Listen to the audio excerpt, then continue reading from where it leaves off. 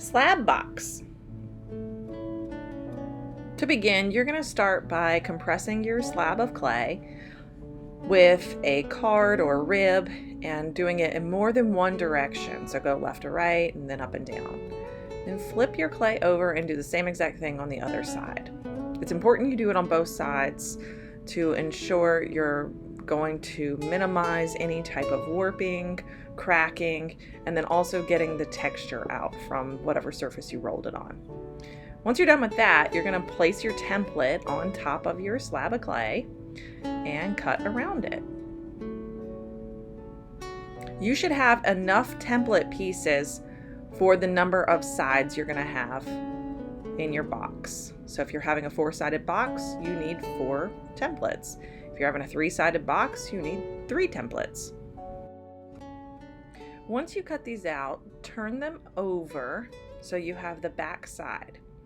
Leave the template hooked onto it, and now you're going to do the tricky part. The tricky part is cutting a 45-degree angle on each side that you are going to end up slipping and scoring and joining. This is great if you have an angle cutter that does the job for you, but if you don't, you just need to hold your knife at a nice 45-degree angle, start at the top, and go all the way down to the edge. Save the little scraps because you're going to use them later to join your corners. Make sure you're doing this to every single side that you're going to join. The mitered edge makes it a lot nicer to join those 2 seams together. It gives you a little bit more surface area than a butt joint. If you mess up, like I did here, just roll out another slab and use your template to recut. Don't attempt using a slab that you've messed up. It'll just end up taking you more time in the long run.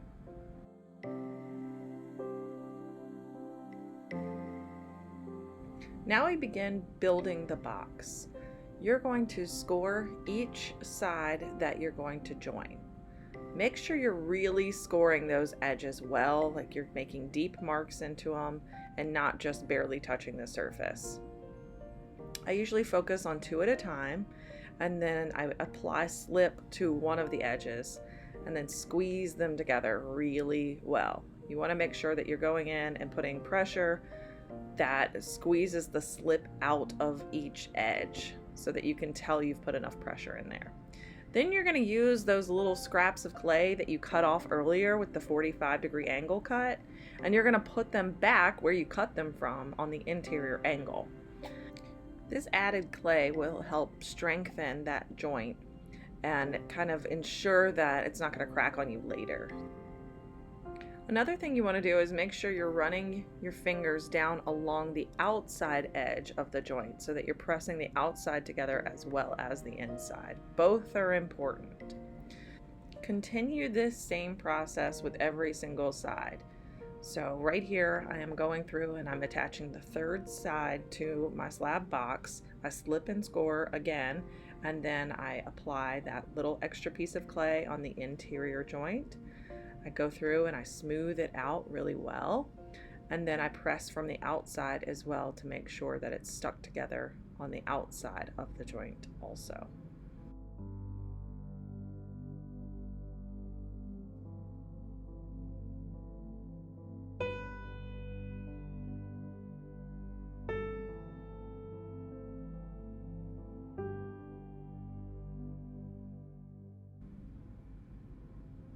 Finally, I'm going to do this with the 4th side and score first, apply slip,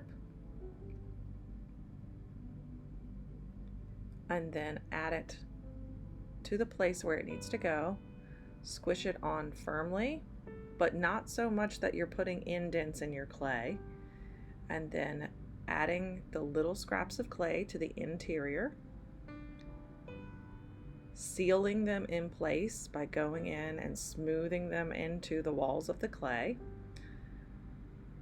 making sure the exterior corners are secure by running my fingers along them.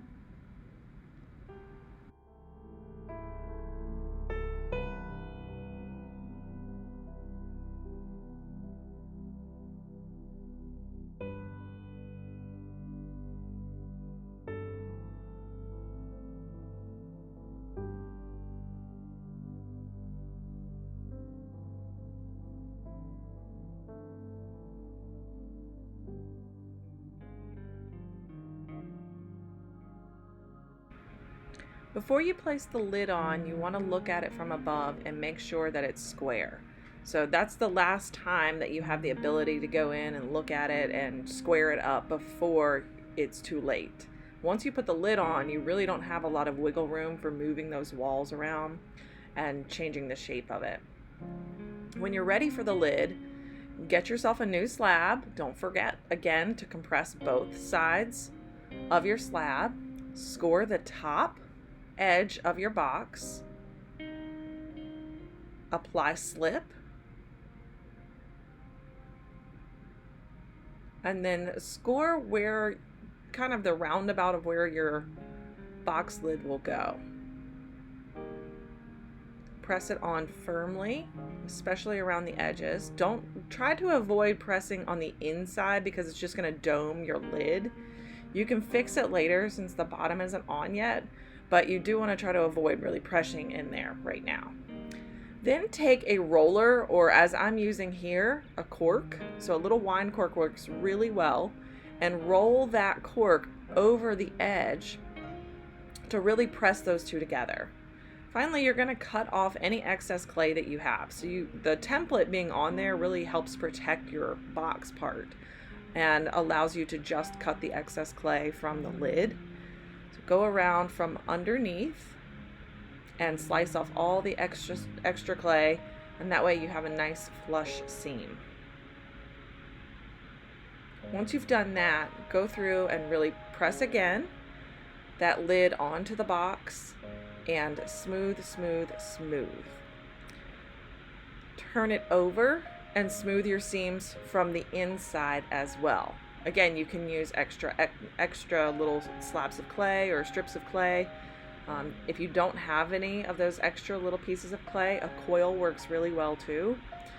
Put those in there and smooth it out. Finally, you need to make the bottom. So in order to make the bottom, you might have to wedge up your scraps of clay. Then roll them out until you get a nice slab that will work for the bottom and that is the correct size. You want the bottom slab to be a little bit flexible so that it'll fit the domed shape of the bottom of your box. To do that, you're going to kind of slam each side just a little bit so that it's a little bit more flexible and it'll fit in this dome shape. Press it down and then remove it. That gives you some pointers of where to score at. Then score the other edges of the box that will touch the bottom piece.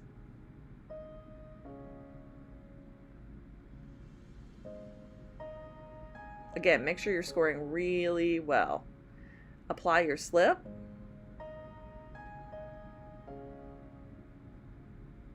And then press and roll. So I press and roll and then cut off any extra you want.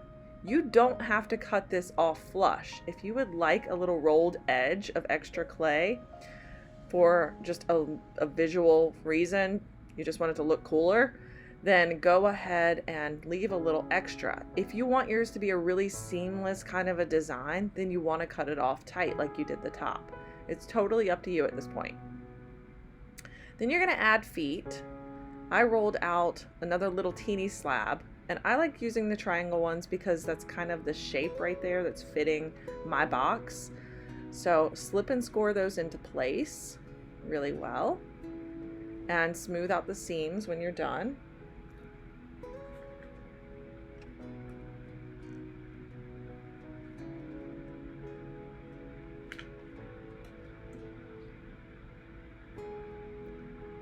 Sometimes I'll use a paintbrush that's wet to go in and smooth seams. It makes things a little bit easier sometimes. Then flip it over, and if your box is leather hard, you can remove the template, but don't remove the template until the box is leather hard. The template is actually holding it in shape and keeping it secure while it's drying. Finally, go through and smooth out all of your edges. I use a slightly damp sponge for this. Just really smooth out those edges, and if you need to cut off any excess, this is a good time to do that too.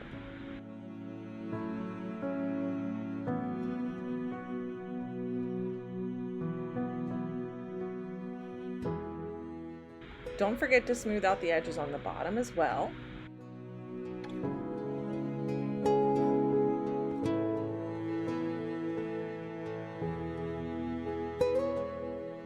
get rid of any excess slip that you may have. You can also use the wet paintbrush where that rolled edge is to get down inside because the sponge won't fit there. And then smooth out the smooth surfaces too. You want to create a tiny little hole in the top so that as this is drying a little bit, it doesn't start, while it's shrinking, the pressure in there isn't too great that it'll expand and hurt your seams, okay? So put that little teeny hole, which we'll cover up later, and it'll help you with the drying. Then you're gonna place your paper template on the side and draw the shape that you want your lid to be. You're gonna cut that lid design out with your paper template and then use the paper template that you've cut to trace the shape of your lid on all 4 sides. Once you've drawn the shape on each of the 4 sides, you want to make sure that the corners are lining up so that you're not going to get a lopsided lid. So check the corners before you go in and cut. And finally, you're going to get a knife and cut where you just drew your lines. You may need to make several passes with your knife, so don't force it. Don't cut all the way through if it's not ready to do that. Don't push in on your clay and change its shape. Sometimes you need to make several passes and then go in and cut the corners last. Once you've cut the corners, you can remove the lid, turn it upside down, and this is a good time to, again, smooth some more, especially the bottom that you just put on the interior. And then you can also press the lid back down flat if it domed in at all. You want to go through and smooth out any edges too. So you just cut edges with a sharp knife, so they need to be smooth as well. Smooth out the corners and all of those little places.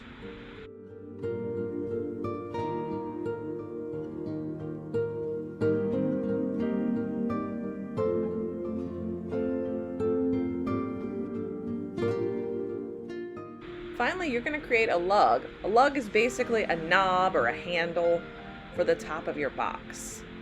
So it's something that you can grab onto. Try to make it part of your design. Then you're going to slip and score and attach it. You're doing this right over top of the little hole that you created previously. You can cover that hole up now that the lid is separate from the body of the box. Before, they were airtight and it was all closed together. But now that you've cut the top off, it can dry evenly. You can also create little buttons, and the buttons are going to show you how to line up the lid. So when you take the lid off, you want to make sure you're always putting it in the same place, or it might not fit perfectly. If you have a button on the bottom part and the top part of your box, then you'll always know where they're supposed to line up. Make sure you slip and score those on as well, and then your box is done.